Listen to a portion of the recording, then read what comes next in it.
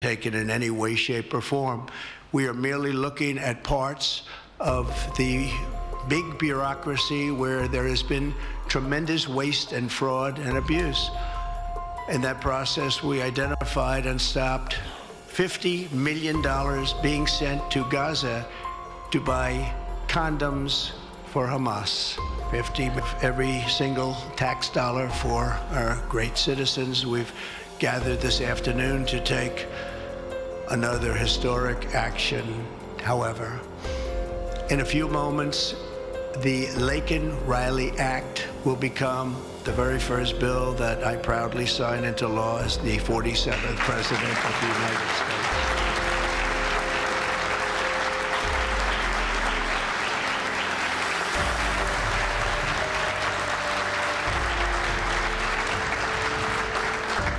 Laken was a brilliant and beautiful 22-year-old nursing student from Georgia, the best in her class. Igihugu kuri intwaro shasha ya President Donald Trump ko afise umugambi wo kwirukana muri ico gihugu abanyamahanga badakwijije ivyangombwa. Ati twarabonye ku rubuga ngurukana bumenyi n'abarundi liste y'abarundi bari muri abo bashaka kwirukanwa mu misi ya vuba. Iyo liste nanje nayibonye ku mbuga ngurukana bumenyi abo ku vyukuri jewe muri kino gitondo nabonanye n'umuserukizi w'ico gihugu cya Leta Zunze za Amerika arashikiriza ubutumwa yuko leta yiwe isaba Burundi kuzokora neza gukorana nayo kugira ngo yemere yuko abarundi baba muri Leta Zunze za Amerika badafise ivyangombwa utahukanwa kuko ni politiki ya Donald Trump mukuru w'igihugu gishaca cha Leta Zunze za Amerika ntibariko barabikora Burundi gusa ni mu bihugu vyose mwarabibonye nivyo bariko barakora. Murumva rero yuko natwe toheza ngo tudadaze ngo ntitwemere ko abarundi baza kandi babaje mu gihugu cyabo. Abarundi rero tuzemera ko baza mugabo twamusabye yuko boza agateka kabo kubahirijwe ntibakubagugwe baze kuneza yabo hanyuma natwe leta dushe kubakira mugabe igitigiri ntaco yambwiye sino kibashikiriza ubu kijya mubona ku mbuga ngurukana bumenyi kumbure ni kinini cyane gitonya nzobashikiriza rero igitigiri mu nyuma wanabajije n'ibijanye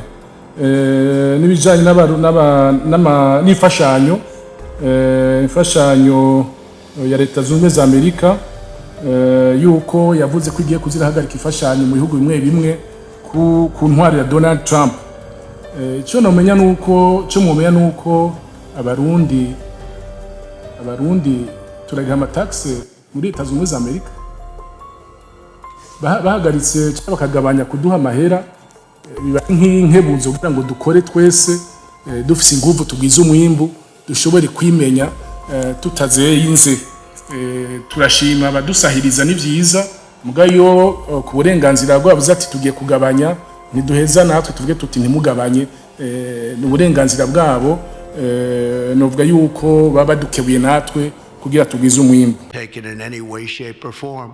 We are merely looking at parts of the big bureaucracy where there has been tremendous waste and fraud and abuse. In that process, we identified and stopped $50 million being sent to Gaza to buy condoms for Hamas. 50 million.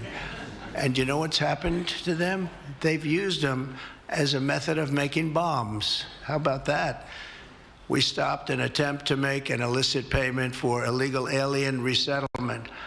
We canceled $181 million in DEI training contracts. This is just for the training of people in DEI, which has been terminated and completely terminated. And we paused $1.7 billion in unauthorized payments to foreign organizations, including stopping more than $40 million that was on its way out the door to the very corrupt World Health Organization, which has not done its job and not done it properly.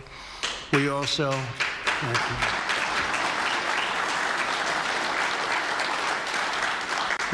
blocked $45 million for diversity scholarships in Burma.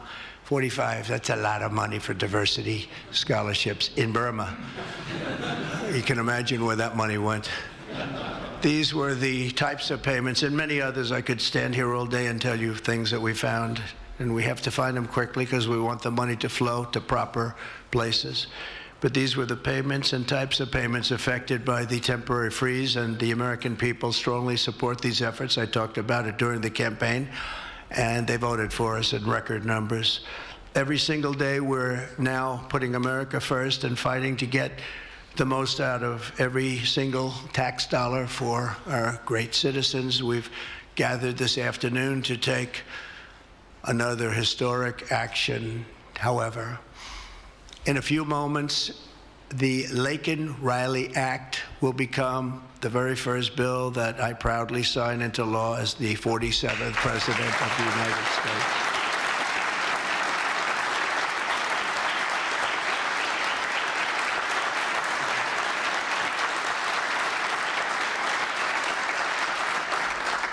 Laken was a brilliant and beautiful 22-year-old nursing student from Georgia, the best in her class. She was always the best. They would say, Laken, how do you do this? And what do you do? They were always asking her questions. She was respected by everybody, even her teachers. They respected her so much. From the time she was in first grade, Laken knew she wanted to spend her time caring for others. That's what she did. To her friends and classmates, she was a light of warmth and kindness in every single room. To her parents and family, she was everything in the world. They've had a miserable period of time. Just after 9 a.m. last February 22nd, Laken went out for a jog on the campus of the University of Georgia, but she was just never returned. She never came back, did she, huh? Parents are here, sister, all of her relatives. While on her run, Laken was attacked, viciously assaulted, beaten, brutalized, and murdered by an illegal alien gang member who was set loose into our country by the last administration.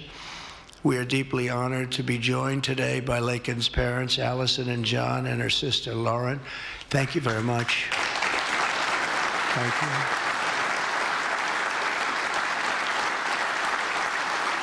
So sad. We were together right after that happened, and it's a tremendous tribute to your daughter, what's taking place today. That's all I can say, but it's so sad we have to be doing it at all. Thank you very much for being here. To Laken's family, we will keep Laken's memory alive in our hearts forever, everyone's hearts.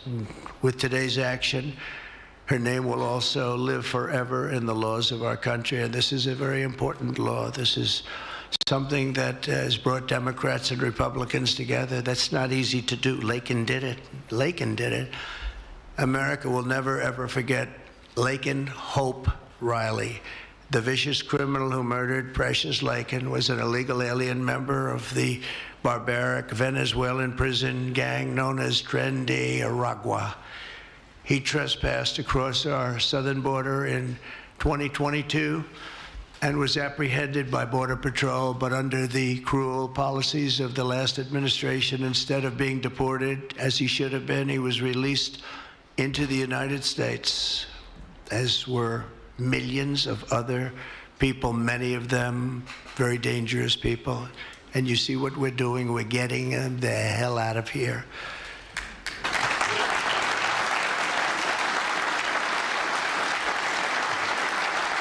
He was soon arrested again in New York City on charges of endangering a child, but because of New York City's deadly sanctuary policies, as we have in California and many other places, which we're going to end them, he was released again to reoffend.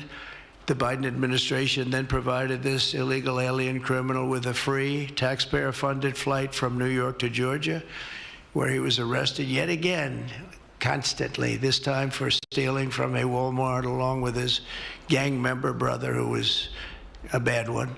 Only after being released a third time by the U.S. law enforcement did this cold-blooded criminal go out in that fateful morning hunting for women on whom to prey. That's what he did. He hunted. It was like a hunter. I'm going to show them who the hunter is. This horrific atrocity should never have been allowed to happen. And as president, I'm fighting every single day to ensure that such a tragedy never happens again. We don't want this to happen.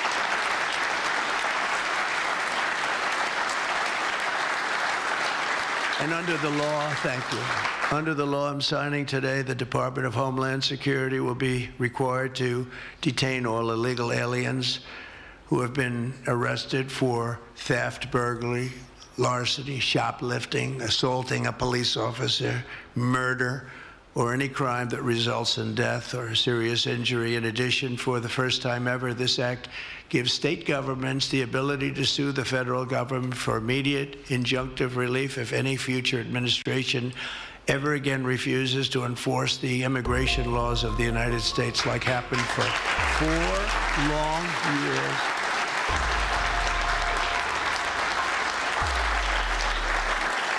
And that was happening for 4 long years, frightful years. Amazing. You'd say, how can people do this? How can they allow this to happen? How can they allow criminals to pour into our country and then try and defend it? And they're still trying to defend it, but they can't. That's why I'm here instead of somebody else, actually. It's the biggest reason. I believe it's the single biggest reason. Inflation was horrible. Many things were horrible during that administration. When you look at what took place in Afghanistan, the way they got out, not that they got out, but the way so many things were horrible. But to me, this was the worst of all. It's a landmark law that we're doing today. It's going to save countless innocent American lives. I want to thank every House Republican, every Senate Republican,